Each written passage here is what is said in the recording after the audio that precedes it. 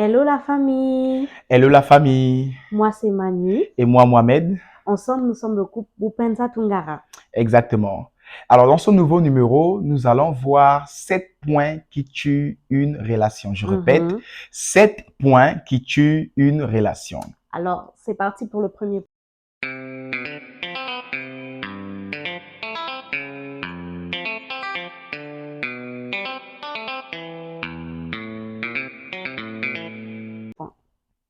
Le premier point qui tue une relation, c'est tout simplement le mensonge. Mhm. Laissez-moi vous dire, au premier abord, on peut commencer une relation, on peut peut-être premier rendez-vous, deuxième rendez-vous, troisième rendez-vous, ne pas dire tout sur soi-même, Mhm. d'accord, mais je vous assure, dès que la relation commence à prendre une certaine vitesse, c'est très important de mettre pause, de faire asseoir ton conjoint et de lui dire toute la vérité. La Mhm. vérité de fois, elle est difficile à accepter. La vérité de fois, elle est difficile à Mhm. entendre. Mais il est mieux de dire la vérité pour une relation durable. Mhm.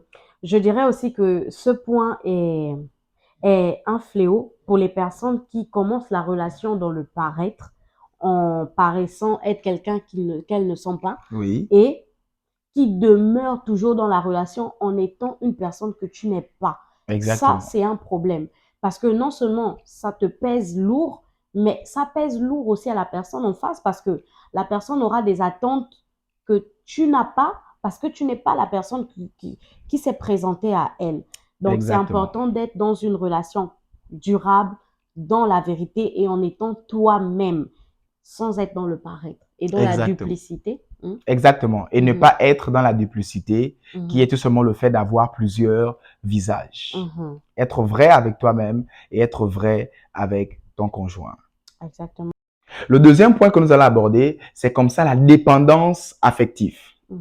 Vous savez, lorsqu'on parle de relation, nous faisons directement allusion à l'amour, à la relation amoureuse. Mhm. Mais laissez-moi vous dire que dans cette même relation, c'est important de fois d'avoir son espace privé, son Mhm. espace Exact. personnel, Yes. tout en restant dans l'atmosphère ou encore la chambre de l'amour. Mhm. Exactement. Et ça c'est un fléau qui nous touche beaucoup, nous les femmes. Parce que quand on rentre dans la relation, automatiquement, on tombe dans cette dépendance affective-là qui est vraiment, vraiment, vraiment un problème. Donc, comme il l'a dit, il faut avoir son espace personnel. Tu n'as pas besoin toujours que l'autre soit avec toi pour être en joie. Au début de la relation, on peut manger ensemble, faire tout ensemble, mais à un moment de la relation, tu dois apprendre à manger seul, tu dois apprendre à avoir des moments en joie seul. C'est important. Exactement. Pour qu'il Mhm, y ait plus d'épanouissement dans le foyer, dans la relation, mhm. ne pas dépendre totalement de l'humeur de ton conjoint ou de ta Ça c'est conjointe. vrai. Et ça, c'est un problème. La dépendance affective, pour toi, tu peux penser que c'est ta manière d'exprimer ton amour, mais ça peut étouffer l'autre en face. Surtout les hommes, ils n'aiment pas ça. Ils n'aiment pas ça, ça c'est clair. Mhm, Exactement. Le troisième point, c'est tout simplement le fait de ne pas avoir confiance en soi-même. mhm, Ne pas avoir confiance en toi tue la relation. mhm, Parce que tu ne peux pas avoir confiance en la personne en face si toi-même d'abord tu n'as pas confiance en toi-même. mhm. Et c'est très bien dans la relation d'attendre des félicitations, Oui, des compliments de ton partenaire, mais tout d'abord, c'est d'abord important de savoir te complimenter toi-même, d'être sûr de toi-même et d'avoir confiance en ta personne et en tes capacités. mhm, exactement. Je dirais même que la confiance personnelle en nous-mêmes compte aussi souvent dans des projets, souvent dans des plans qu'on veut faire.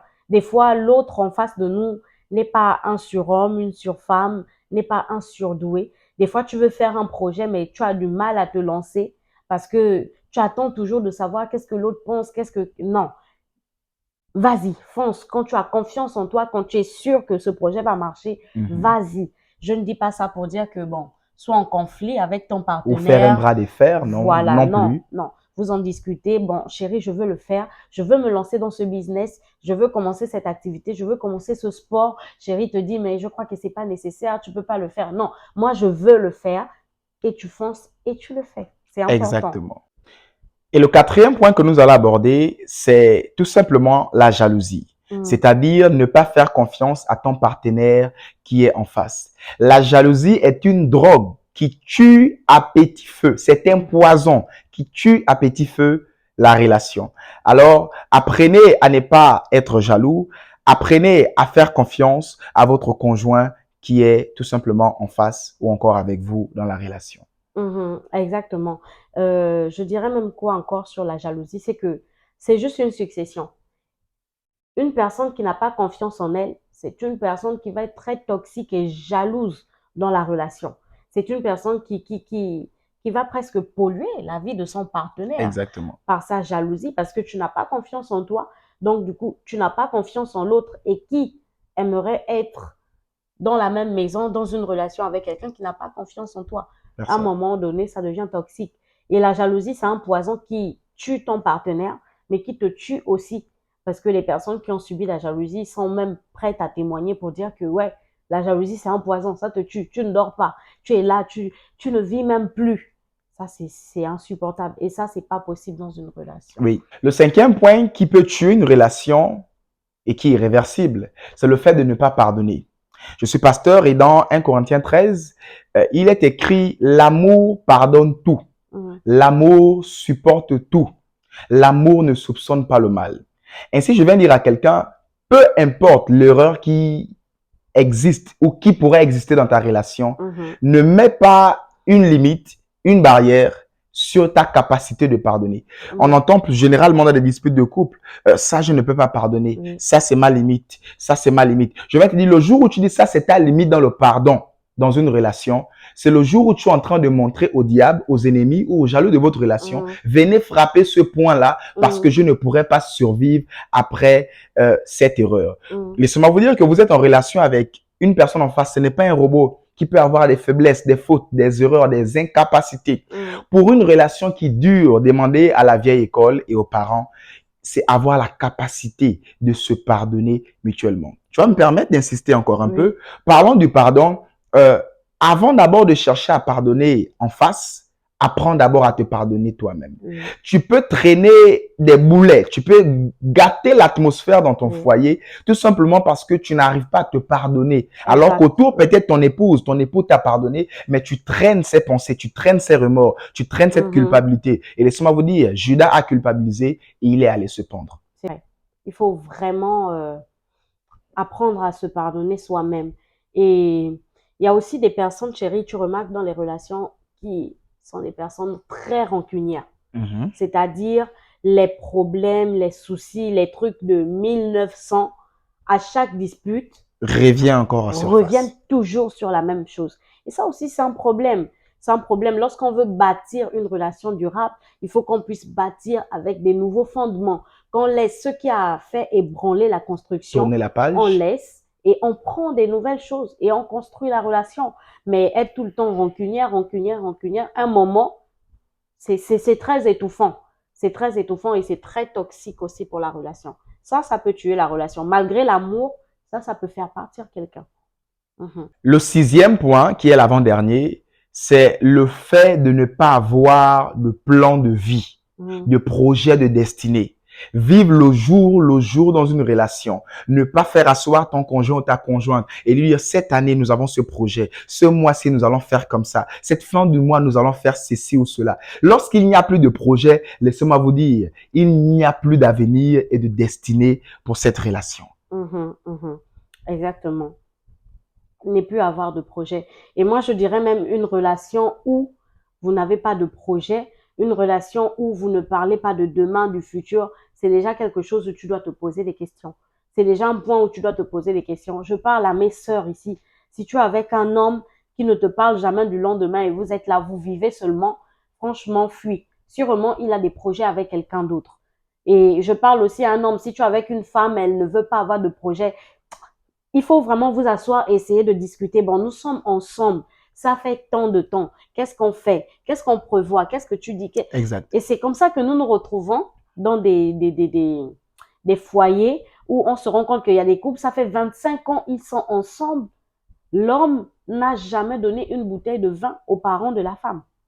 Ça fait 15 ans, même pas de fiançailles. Quand même, c'est compliqué. Et beaucoup trouveront l'excuse de dire, nous ne sommes pas chrétiens, nous ne sommes pas croyants, mais quand même, le mariage, c'est pas que pour les chrétiens.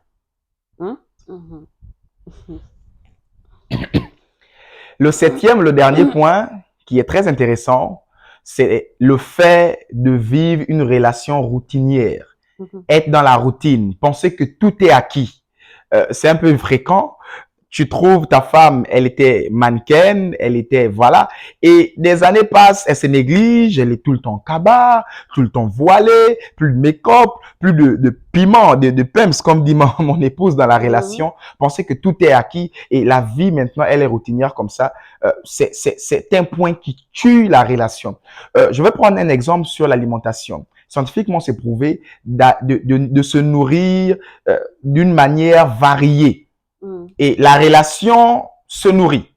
Et si elle se nourrit que de la même chose, laissez-moi vous dire que la relation aura un problème de croissance, un problème d'évolution et plusieurs carences comme ça dans sa structure. Ainsi, je viens annoncer à un frère, surtout pour nous les hommes, la routine, on l'a déjà épousé, tout est acquis. Bon, on peut laisser pousser le bidon, on peut laisser pousser tout. Et puis, non, je tiens vraiment à dire à quelqu'un et à donner ce conseil, la routine tue la relation.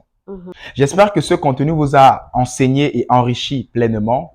Si ça vous a plu, n'hésitez pas de liker, de vous abonner, de partager et de commenter.